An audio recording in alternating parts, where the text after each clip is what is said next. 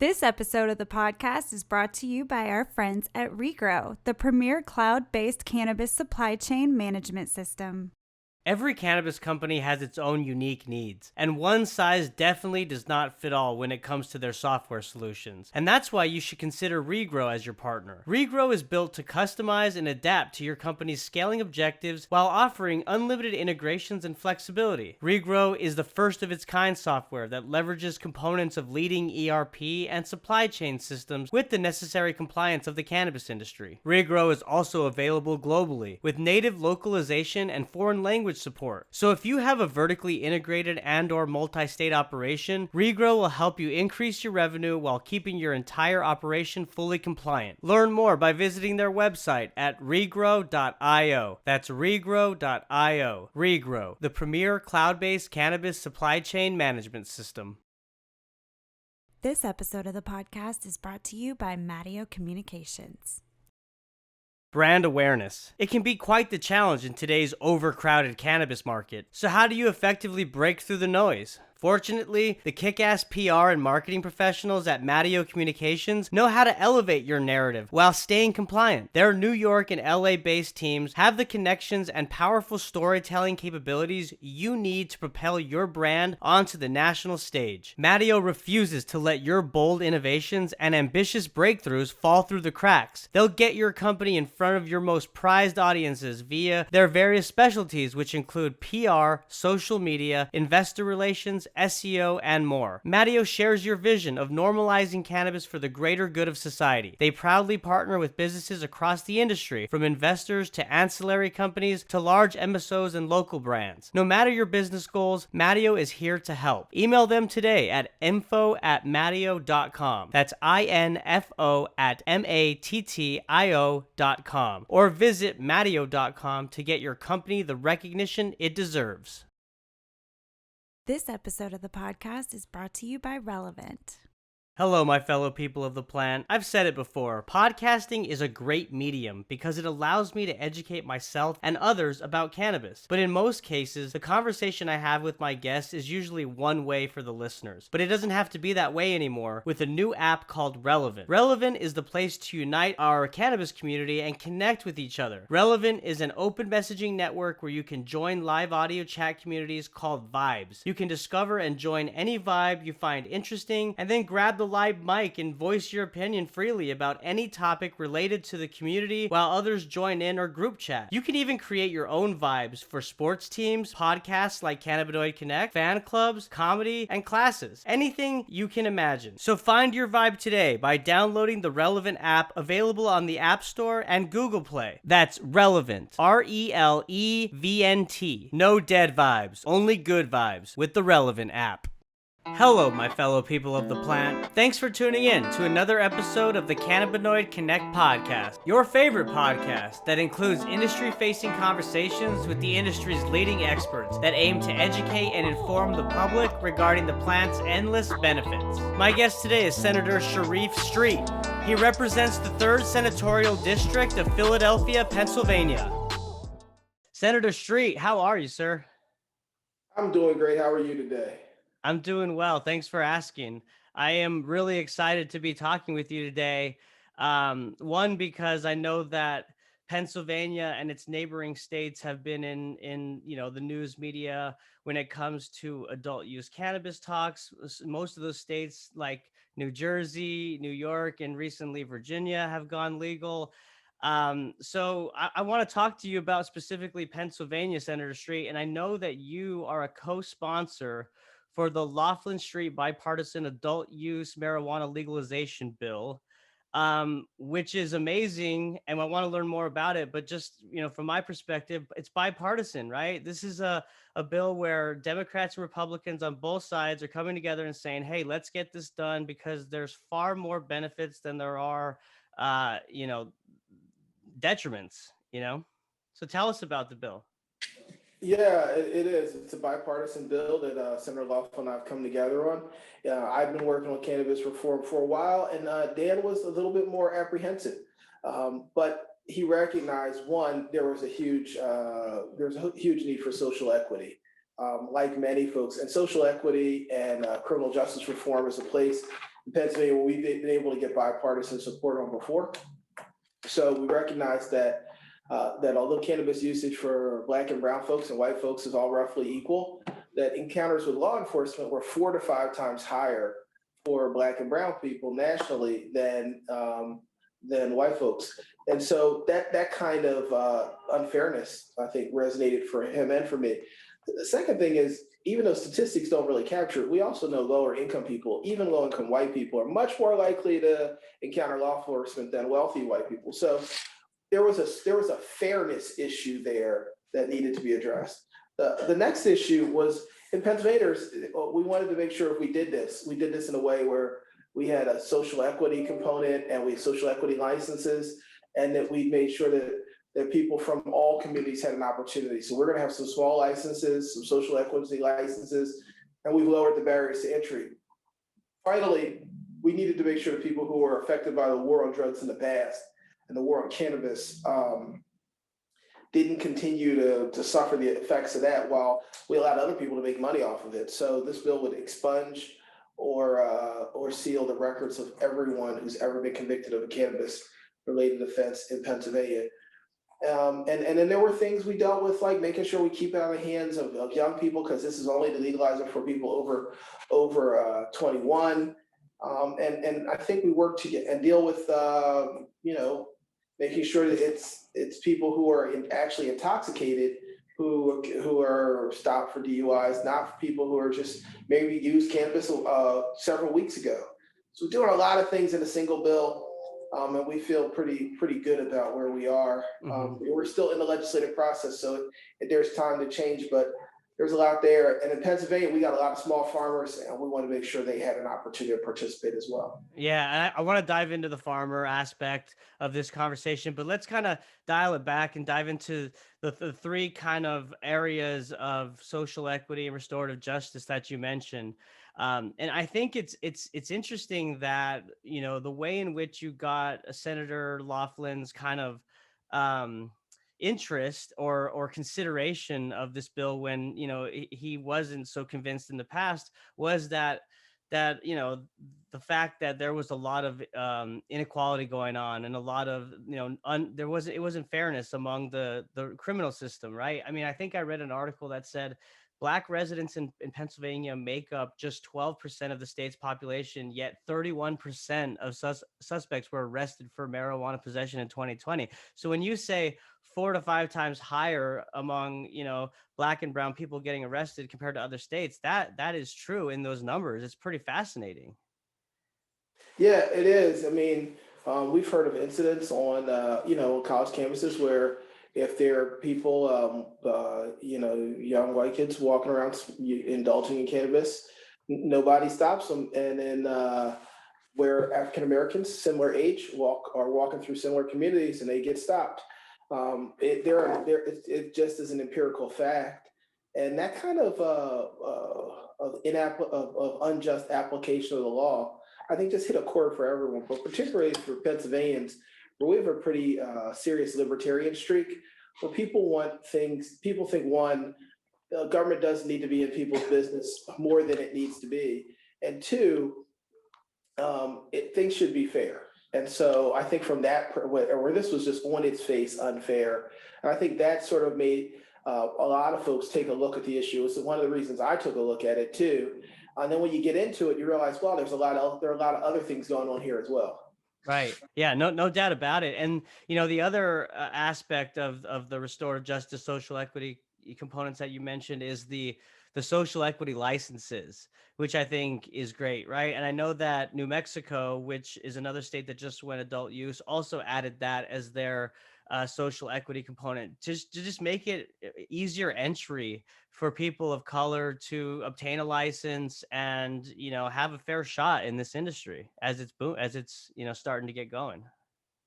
Yeah, we thought it was important. We wanted to make sure that the people of color and people in communities that were targeted for cannabis enforcement actions got a chance to participate. But the other thing we want to do, and it's sort of one hand in hand with the other, we have a lot of small farmers in Pennsylvania. We want to make sure that they got a chance to get involved. And even though many of them may be white, we didn't want this to be just an economic win for big cannabis we wanted to make sure that regular folk could could make some money off of it as well. And just talk about that. So when it comes to the social equity licenses, and then just the traditional farmers, legacy farmers in Pennsylvania in general, like how is this bill really encouraging and helping those thrive as opposed to, you know, the larger operators that are currently in the space? Well, we have tiering of license. There's two ways we do it. One is there are some licenses are designated as social equity licenses, which have different standards.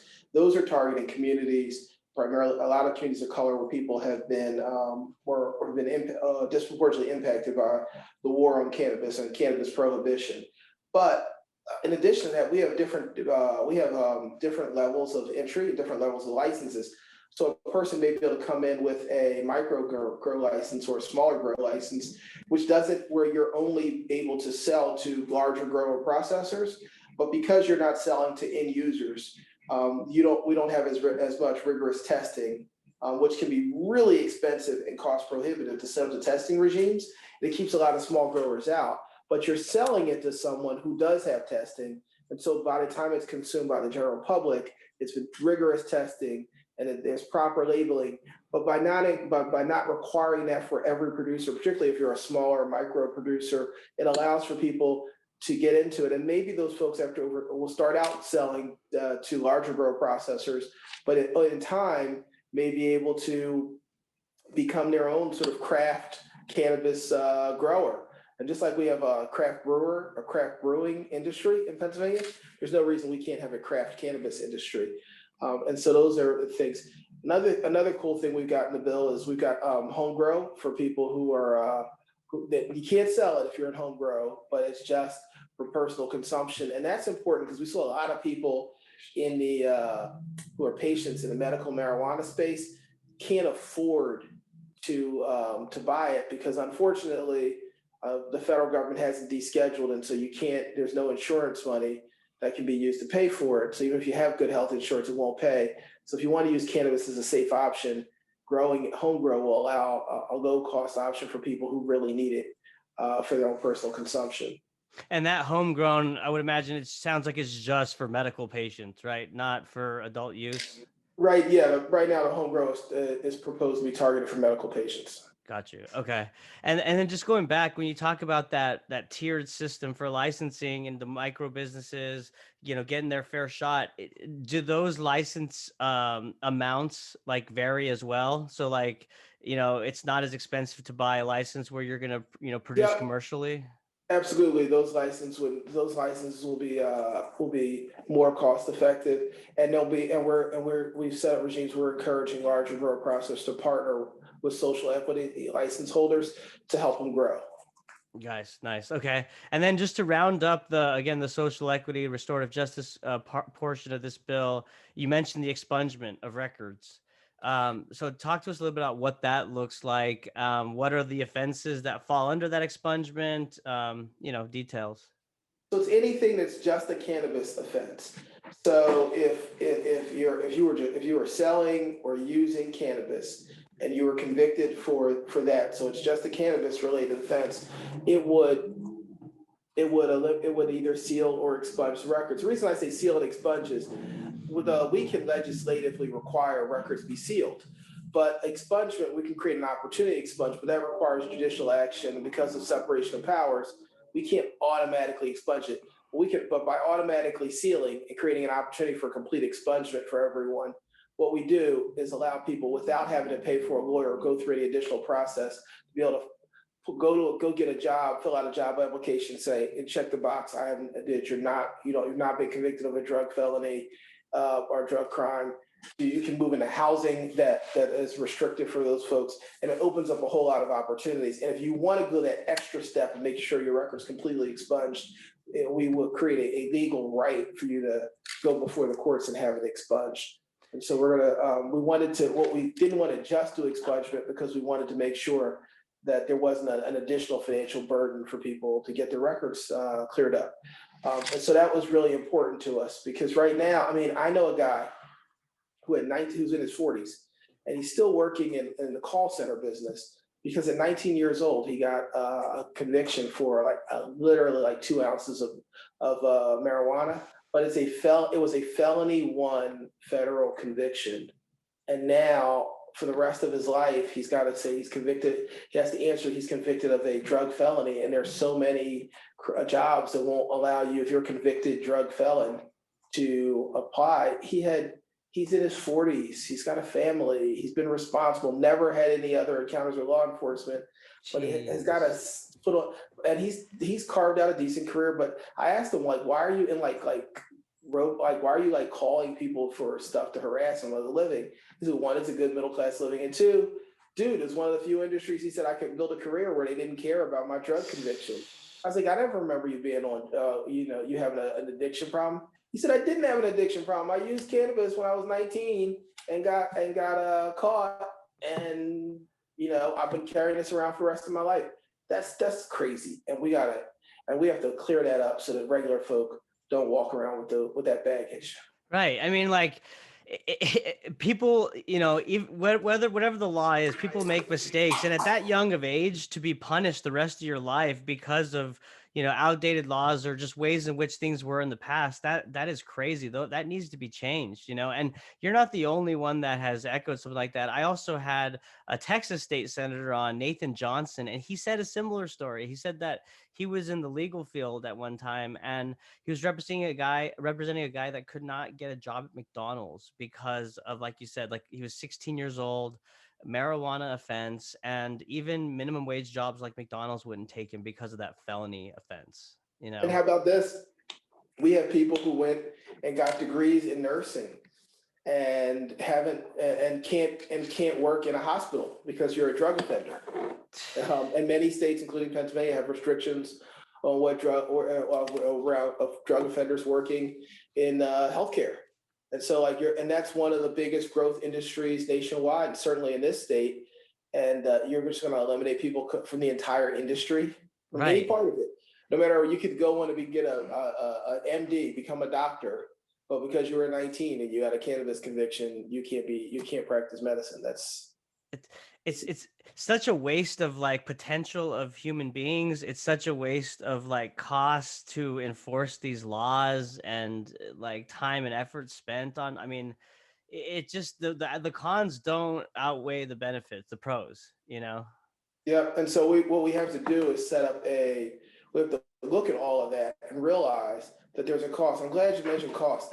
It's $42,000 a year to hold someone in jail.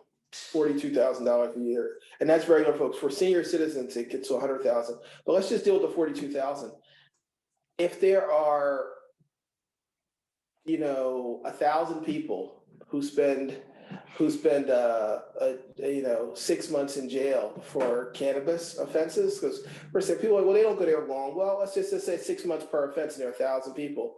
That's $21,000 times 1,000 people is $21 million we spent on those people spending 6 months in jail for something that most people think is kind of crazy. And that a 6-month sentence is possible for a cannabis offense. Well, maybe people aren't getting 10 years, but there are a lot of people getting 6 months. That's still $21,000 we spent. And if you do it to 1,000 people, you wasted $21 million, and their lives were ruined because when they get out, they have a record.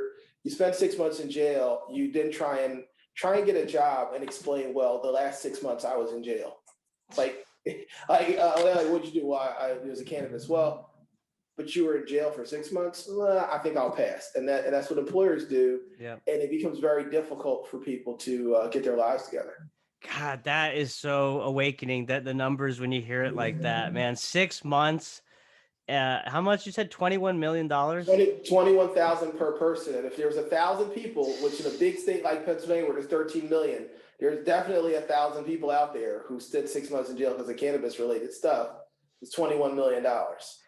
And it's funny because now, like, you got the private sector moving on cannabis and even talking about all the therapeutic benefits. I mean, you got the masters on, and you got people wearing CBD hats, and they're taking tinctures and stuff. You know what I'm saying? Like, it's just so crazy how fast things are moving. And it's good that state senators like you, on, like I said, both sides of the aisle, are coming together and trying to work to reform these outdated laws, because there is so much potential. And speaking of potential, let's talk about now, the switch gears and talk about the job creation, the economic impact of legalizing. So what is Pennsylvania projecting in terms of tax revenue? And second question, what's the plan for that money? Where is it going to go? So in the previous session, the Auditor General's office projected $600 million in tax revenue in Pennsylvania. So that's recurring revenue. That's not one time. Right. 600 million a year, pretty significant. We've discussed potentially spending it on education, which is a big issue. But there are a number of places you could spend it on, and education expenses in Pennsylvania means that in some communities like in Philadelphia, where I am, where we need to spend more on education, it would mean more real dollars spent. But in other communities, maybe you're in an upper middle class community, it means that you could reduce the local share and the local burden by and you could actually reduce local taxes, because there are some municipalities where they spend a lot on education. In Pennsylvania, we got 500 different school districts, all of who has different funding formulas. Wow. And some of them, like Philadelphia and like Chester, the city of Chester, and the city of Erie, where Dan's from, we need more money for education. In other places, in some of the wealthier suburbs, they don't need the money, but certainly they have some of the highest property taxes in the country. And so reducing their property taxes would be some ways to do that. So that's one potential use. But there are so many uses. We certainly, like, government needs revenue, and it's a way to do it while we grow the economy, as opposed to taxing people who've already been hit pretty hard by the pandemic. Right, exactly. And so, like, what's some of the pushback outside of the traditional, like, it's going to lead to more drug addictions and just kind of the stuff that people are uninformed about when it comes to the plant? Like, what are some of the pushback when it comes to, like, regulatory compliance or concerns of, how will we regulate and monitor, this or that? Like, what are the other policymakers talking about on the opposing side of this? So, well, the number one thing most of the opposing side is that they haven't seen an update on cannabis since they watched Reefer Madness, which was produced in the early 70s. Tell them to listen to my podcast. They need to. They need to listen to your podcast. They're watching a movie that was made before either of us was born, because Reefer Madness was done in 71. I'm sure you're way younger than that. I'm old, and I'm even younger than that. And so it's crazy. So they're really talking, like, reading from a playbook for that. In terms of the rest of them, it's not so much opposition with what you're talking about. It's sort of a debate about how to do it, and that can slow the process down. There are members who have said we should do it through the health department should continue to regulate cannabis. Most industry people I talk to think the health department isn't the right place. I at one point had proposed the agriculture department, and there are others who said that was a lot better. But what we think we're settling on in this bill is creating a cannabis control board. So Pennsylvania is good for creating these independent boards to monitor. But what's great about this is the board would have the power to promulgate regulations and manage the supply, so that the prices don't shoot up if there's not enough supply. And if there's too much supply, we don't destroy the whole industry. We'll be able to contract it. And that's without having to go back to a whole other round of legislation. And so we're looking at creating a cannabis control board to do that. How we get that done is what more of the productive conversation, as opposed to, so I wouldn't call those folks opponents. They just want to make sure it's done right. And I think that's the stage we're in. The opponents are straight, just like they think it's 1971, and Richard Nixon is the president, and we should Reefer Madness is the rule of the day. They're not a lot. I think most people, almost 80% of Pennsylvanians when polled, realize Republicans and Democrats, it's time to end the prohibition of cannabis. Right. Yeah. No, I mean, the latest poll I saw, it was Franklin and Marshall's poll, showed 59% support legalization. So, I mean, it's clear that there's the majority of public support there. And I'm with you. I mean, they need to change their playbook if they're still looking at the Reefer Madness days, because I've heard other outspoken governors from different states saying different things that are just ridiculous claims that should be really fact checked, and they should be challenged on those. Yeah, they do. You'll have people say, well, look, it's a gateway drug. When we know we have data now that suggests where cannabis legalization is expanded, recreational, we know the opioid addiction goes down. We Yep. know it everywhere. We got good data, questions settled. That means not a gateway drug, a drug that prevents addiction to opioids. That's the real thing. And I'll tell you what else. It also reduces. I was looking at one study. It almost completely eliminates the need for addictive sleep aids. Mm-hmm. People use cannabis and they don't, and it's not addictive, and they don't have the sleep aid. They don't become addicted to sleep aids. So it's really good in a lot of ways. It can be really helpful. And but some people are still, watching Reefer Madness, but you got to watch. But those 1970s strobe light effects can be very convincing. Yeah, you're right. Especially in 2021, right? But Yeah. it's funny though, because when you mentioned the sleep aid aspect, absolutely. I mean, there's cannabinoids, CBN, for instance, that has shown, of course, you got to use the word anecdotal evidence that supports sleep. I mean, that particular isolated cannabinoid, helps with that. So beyond THC and just getting high, there's so many benefits, and we haven't even talked about industrial hemp, right? And the fact that you can plant this thing in the ground and rip the stalk off and make plastics and ropes and clothing And and concrete. and concrete and houses. Yes, Yeah, so exactly. it's incredible stuff, and it's completely renewable. And guess what? If you build houses out of concrete, that is actually carbon storage. The plant pulled carbon out of the air, and you're not burning it. You're using it to make a house. That's a form of carbon sequestration. That's reducing global warming. It's negative carbon footprint. It's like actually we talk about making our carbon footprint smaller. It's like wiping away somebody else's carbon footprint when you do that. Right. And so, like, to that example, with your with opposers of the bill, like, do you ever get in the conversation to that level? Like, do you ever get that far in? Probably not with the Reefer Madness folks, but the ones that aren't, and if so, are they blown away by that or not? Yeah, a lot of people are really blown away. What you have is you have a large group of legislators who are like Sharif. We know this is going to happen. Now they're like Sharif and Dan. We know this is going to happen. The question is when, and like we want you to keep selling it to the public. We want you to keep explaining it. They don't want to take the political risk of having to educate the public, but they're prepared to do the right thing. What they say is at the right time. Meaning when we've done the work it takes to educate the public. And so shows like yours are really helpful because you're getting the word out about what's really going on, and legislators are concerned that the public doesn't know what's going on. But reality is, polls say that they do, and we're just going to make sure. But it's a new thing.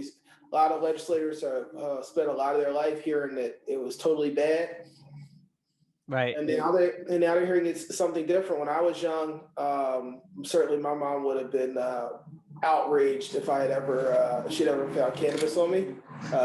So and she's in her 70s, and she's got one set of attitudes. But the reality is that today's world is different, and we need to recognize that. We need to get with the times, and we need to legalize recreational adult use cannabis in Pennsylvania. And guess what? Time for the federal government to deschedule it and allow us to have banking, allow cannabis patients to use it, use their insurance for it.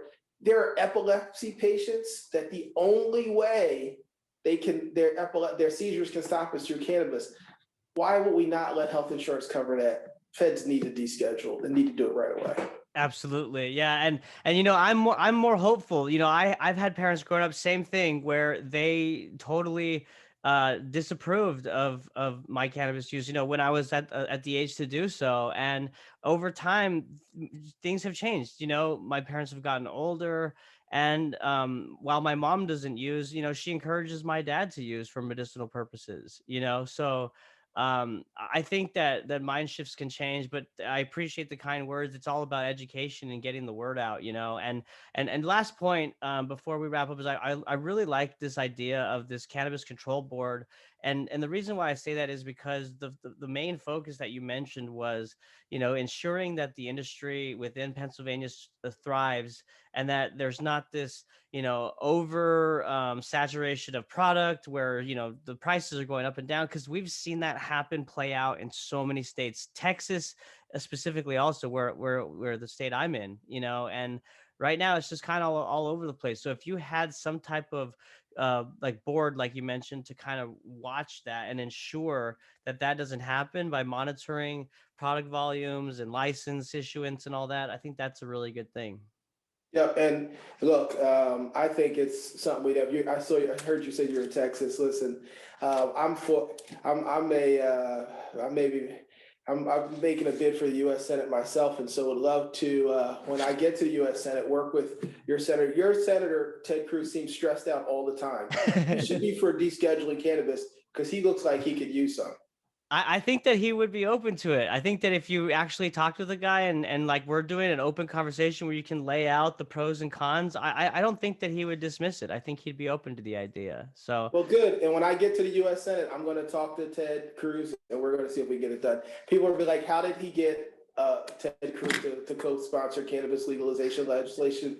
And that'll be real bipartisanship. I love it, man. Hey, that's the goal, and we got to work together on this thing, because everyone benefits. It's not like one side or the other. We need to get this plan in the hands of more people that need it. So, Senator Street, I really appreciate your time today. I want to give you the floor and allow you to give your final thoughts, and then let people know where they can find you, whether your website, social media, things like that. Look, you can find me on social media. Sure, you look at Sharif Street. You can look at me I'm on Facebook. I'm on Instagram. I'm on Twitter, and I've got both government and political accounts. So we love your activity anywhere you can find us. And look, I want to thank you for creating some awareness, reaching out to the public. There was a time when people thought alcohol prohibition had to be the way of the law to land forever, and now we think it's ridiculous. In this moment, in this time, we can improve our justice system and make it more fair. We can create revenue, valuable revenue we can use for all kinds of things. We can in fact use this as a building material.